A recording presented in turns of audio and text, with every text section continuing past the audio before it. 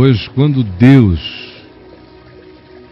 fez a promessa a Abraão, que lhe dava garantias de que a sua caminhada com Deus não era vã neste mundo, sim, não tendo Deus ninguém para ser seu avalista, para ser seu garantidor, sua testemunha, seu confirmador na presença de Abraão, porque não havia ninguém superior a ele por quem Deus pudesse se referenciar,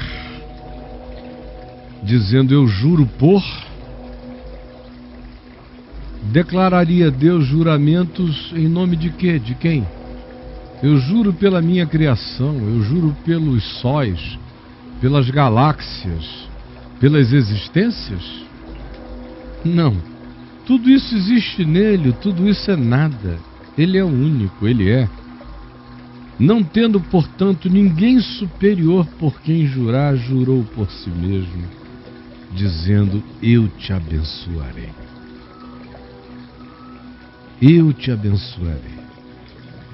É aqui que repousa a segurança absoluta de todo aquele que discerniu o significado da fé, do encontro, do descanso e da entrega da sua existência a Deus. É com base nisto. Eu não tenho nenhuma outra referência que me valide Deus. O que valida Deus para mim? Para algumas pessoas, o que lhes validaria Deus seria serem milagrosamente curadas. Então diriam: porque fomos curadas, logo Deus é digno de confiança. Outros, igualmente do seu paganismo e do seu apequenamento, diriam: o que valida Deus na minha vida são os meus ganhos materiais. Logo, se Deus me enriquecer, eu saberei que Deus existe. Outros têm a validação de Deus nas suas vidas vinculadas a alguma espécie de apólice de seguro. Se nada me arranhar, nada me acontecer, se eu não enfermar, se de coisa alguma desagradável vier à minha casa, à minha porta, e eu tiver essa segurança, essa apólice, essa garantia, logo Deus está validado como um Deus dependable, como um Deus confiável. E assim as pessoas vão, a partir de coisas, pretendendo validar Deus. A partir de pedras, a partir de pães, a partir de dinheiro, a partir de saúde, a partir de bens, a partir de sucessos contabilizáveis e mensuráveis, a partir de sucessos emocionais, afetivos, tipo: eu tive a mulher que eu quis e cobicei, e pedi que Deus me desse, logo Deus existe. Ou eu sei que Deus existe porque eu pedi o homem que eu tenho e ele está comigo, logo Deus é real. É esse tipo de lógica que Satanás quer plantar na mente de todos os humanos, e conseguiu plantar prioritariamente na vida de praticamente todo crente, que crê em Deus por causa de coisas. Deus sem coisas não é Deus. Deus sem coisas não é nada. Deus é Deus na minha vida se eu tiver saúde. Sem saúde eu não tenho Deus. Deus é Deus na minha vida se eu tiver emprego. Sem emprego eu não tenho Deus. Deus é Deus na minha vida se eu tiver dinheiro. Sem dinheiro não há Deus na minha vida? Deus é Deus na minha vida se eu estiver satisfeito com a minha relação amorosa.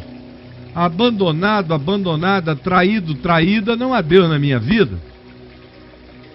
Porque vocês foram ensinados acerca do fato, que não é fato, é um factoide, é fictício, é fantasia, mas em bases fundadas em fantasias, a maioria de nós foi ensinado que são coisas que validam a realidade de Deus na nossa vida.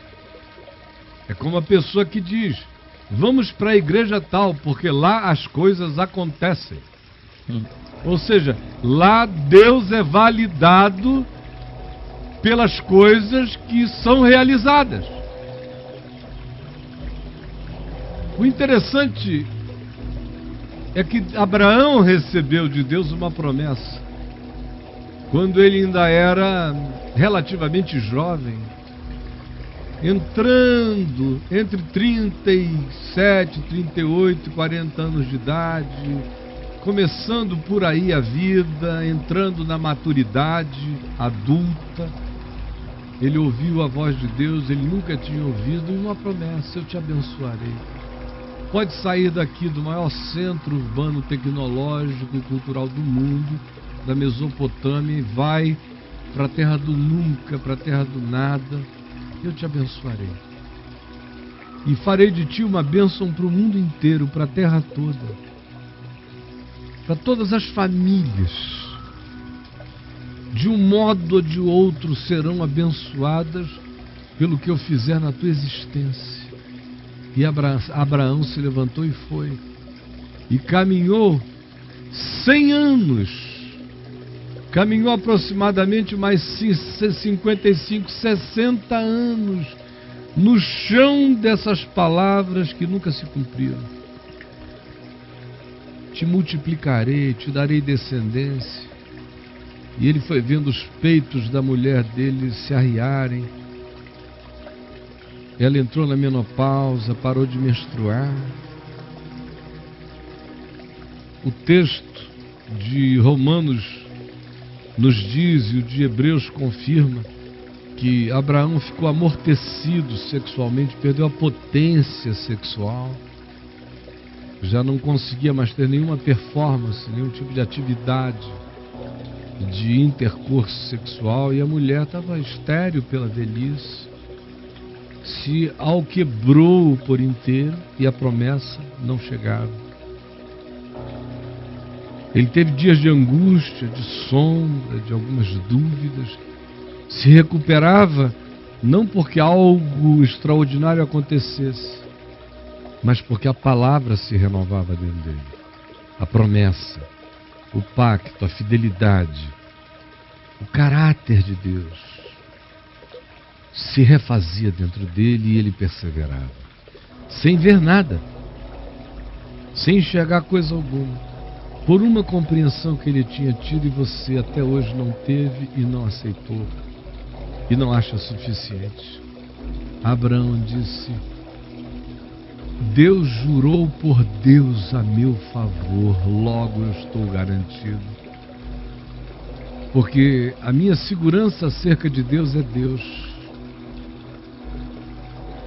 Foi algo que Jó também fez um dia, quando os seus amigos o acusavam, está aqui em Jó, no capítulo 16 do livro, 16 e 17, os amigos acusando-o. Chega um dia em que ele olha para cima e diz: eu tomo Deus como minha testemunha contra Deus, e que Deus se entenda com Deus a meu respeito, porque os meus amigos me acusam de estar pecando contra Deus, ante quem a minha consciência não está me acusando dos pecados que eles me acusam. Ao mesmo tempo eu estou experimentando todas as calamidades do mundo convergindo para mim, e eu não tenho explicação. Para mim é tudo absurdo. Mas seja como for, eu pirei e daqui eu não passo, mas ao mesmo tempo não enlouqueci para pensar que não há Deus. Eu sei que Deus é Deus, mas eu atingi meu teto e meu limite. Por isso eu constituo Deus, meu advogado contra Deus, constituo Deus, meu defensor contra Deus. Foi assim que Abraão viveu, sem confirmação de nenhuma promessa materializando-se diante dele. Tudo ficava mais distante, mais vazio, mais parco do que quando ele primeiro deixou a casa dos seus pais. Ele agora estava envelhecido, impotente, e a sua esposa também, mas ele lembrava: Deus jurou por Deus. Essa é a garantia, esta é a fidelidade. Quando você me vê aí cheio de certezas aqui, não fique pensando que eu estou fiado em qualquer coisa. Não há nada na minha vida que me confirme Deus. Nada. E eu não vivo assim.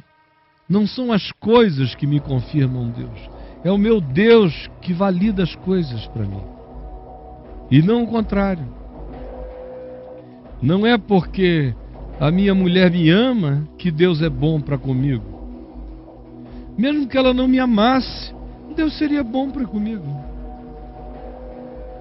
Não é porque eu a amo que Deus é bom para com ela, mesmo que eu não a amasse. Deus é bom para com ela. Não é porque meus filhos me amam que Deus é bom para mim. Mesmo que eles não me amassem, não me compreendessem, ainda assim, Deus é bom para mim.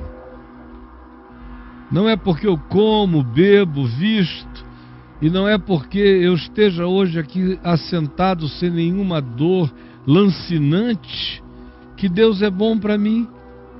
Mesmo que estivesse doendo de cima a baixo, Deus é bom para mim, e a sua misericórdia dura para sempre.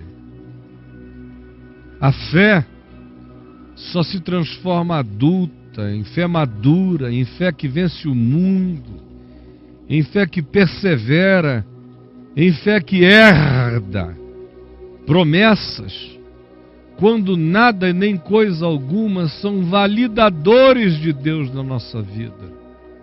E quando também Deus não precisa se fazer validar, me dando nada. Quando eu amo a Deus por nada, e sei que Deus me ama por nada, quando nada é o que me aproxima de Deus, porque eu estou encantado pela sublimidade de quem Ele é, não pelo que Ele me faz, faça ou ofereça, ou prometa.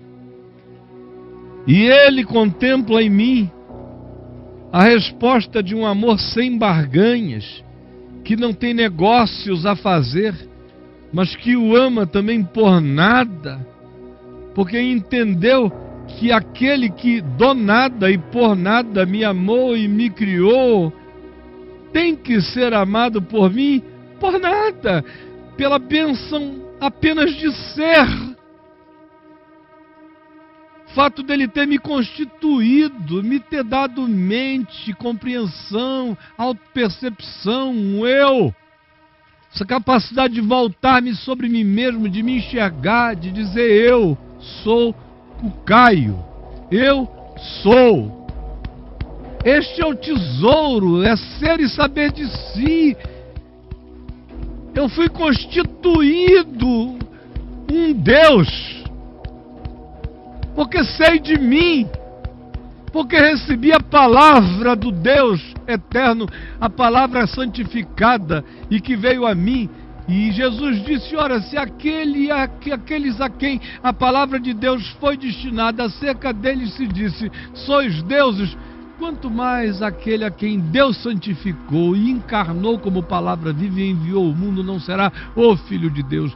A mim, que tenho fé no Filho de Deus e na palavra dele, a palavra que me toca me faz esse Deus de Deus, esse Deusinho na terra, andando à imagem e semelhança de Deus, um Filho de Deus. Ainda que a figueira não floresça, nem haja fruto na vide, e o produto da oliveira minta, e os campos não produzam mantimentos, Todavia, por nada, por Deus ser Deus, eu me alegro em Deus, porque Ele é o Deus da minha salvação, do meu perdão, da misericórdia que me alcança, da minha certeza de indestrutibilidade, porque mesmo que esse meu homem exterior, visível e material se corrompa, o meu homem interior se renova de dia em dia. Ele é meu Deus, isso me basta, porque eu sei que todo peso, toda opressão, toda angústia e dor e tribulação dos tempos presentes não são para comparar com o eterno peso de glória a ser revelado em mim. Meu Deus, ainda que eu não veja nada no horizonte imediato, eu ando pela fé, eu vejo o invisível e creio nele porque ele jurou por ele próprio. Por isso ninguém me arrebatará das mãos dele, eu estou seguro. Qual é o diabo que vai se interpor no juramento que Deus fez a Deus acerca do fato de que eu sou dele e de que das mãos dele ninguém me arrebatará? Qual é o demônio que se interporá entre o juramento que Deus fez a Deus a meu respeito, me garantindo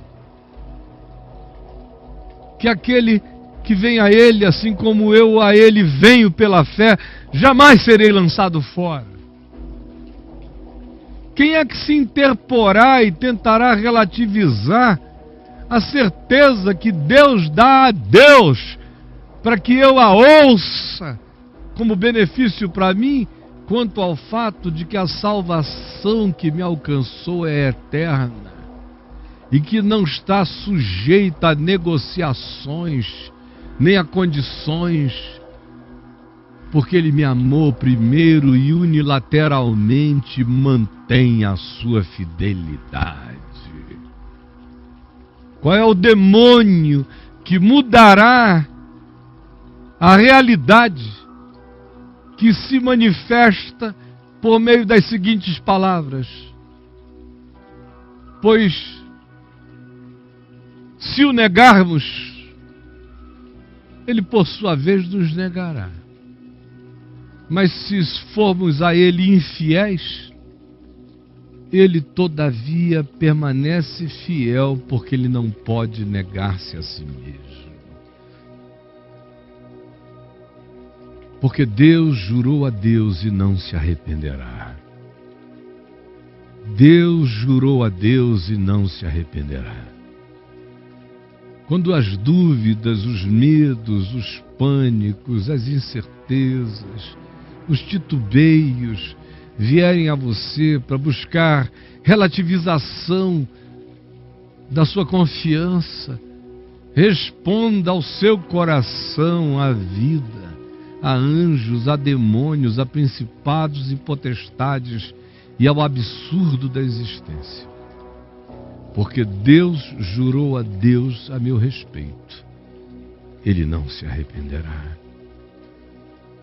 Porque Deus jurou a Deus a meu respeito, Ele não se arrependerá. Senhor Jesus, tem tanta gente aqui que podia estar vivendo bem na fé, na confiança, no descanso de que Deus jurou a Deus e não se arrependerá a respeito de nós.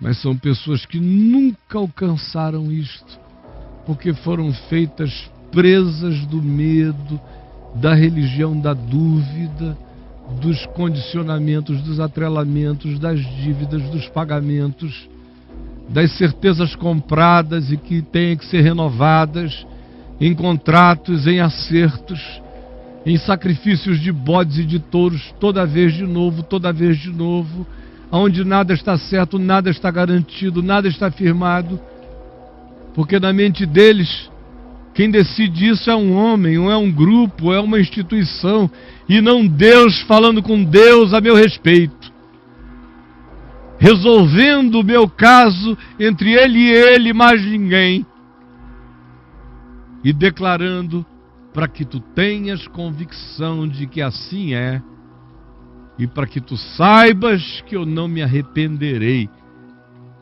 do amor, da garantia e da graça com a qual te abraço, e das tuas mãos, das minhas mãos, ninguém te arrebatará.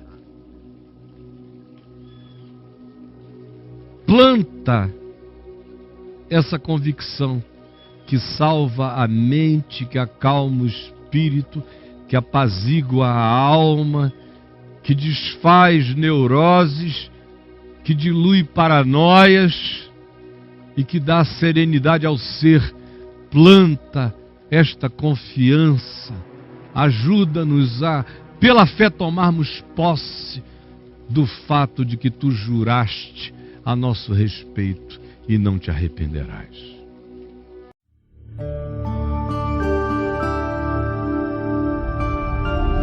VNV TV, o canal é você.